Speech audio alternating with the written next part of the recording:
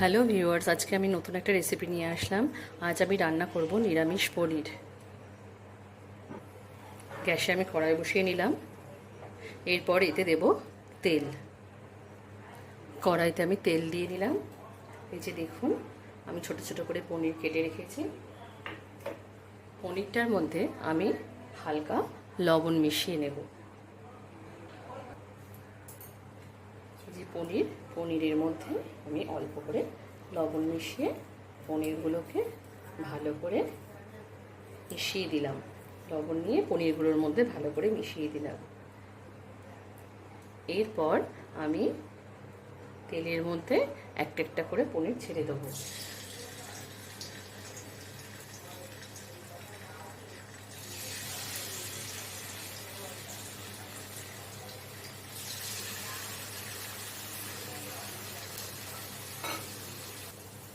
দেখুন, পনিরগুলো আমার ভাজা হয়ে গেছে।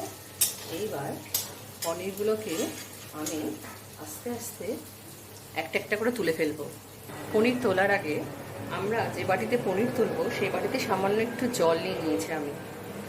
এর কারণ হচ্ছে, এই ভাজা পনিরগুলো যদি আমি জলের মধ্যে একটু ভিজিয়ে রাখি তাহলে পনিরটা নরম থাকে।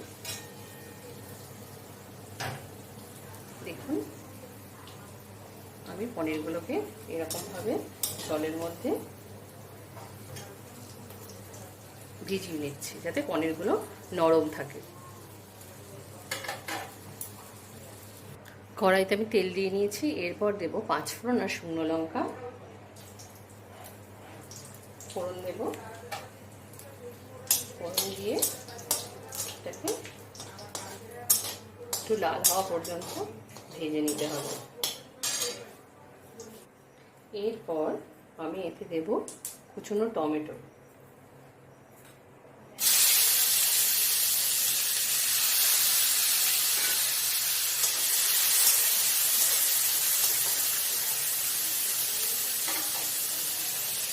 এরপর আমি এতে দিলাম সামান্য জিরের গুঁড়ো। যেহেতু গরমের সময় পনির রান্না করছি, এই জন্য বেশি রিচ করে রান্না করব না, একটু হালকা করেই রান্না করব পনিরটাকে, বেশি মশলা দেব না। এরপর দেব সামান্য হলুদের গুঁড়ো দিয়ে তা ভালো করে খেয়ে নেব।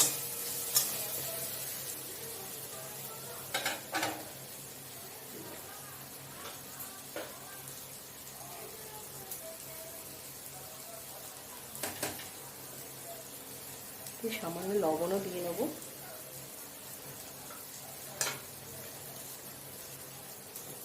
দিয়ে এটা ভালো করে কষিয়ে নেব। মশলাটা আমার কষানো হয়ে গেছে। এরপর আমি নেব আলু।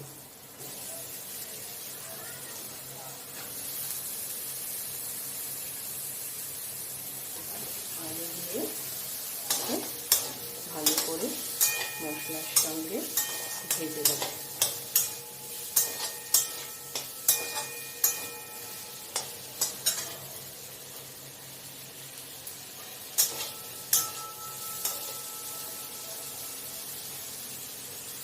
দেখুন, মশলার সঙ্গে আলুটা আমার ভাজা ভাজা হয়ে গেছে। এরপর এটা আমি পরিমাণ মতো জল মিশিয়ে নিই। মিশিয়ে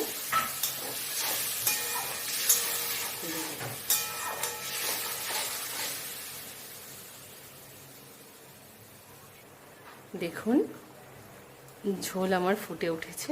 এরপর পনিরগুলো আমি এতে আস্তে করে দিয়ে দেব।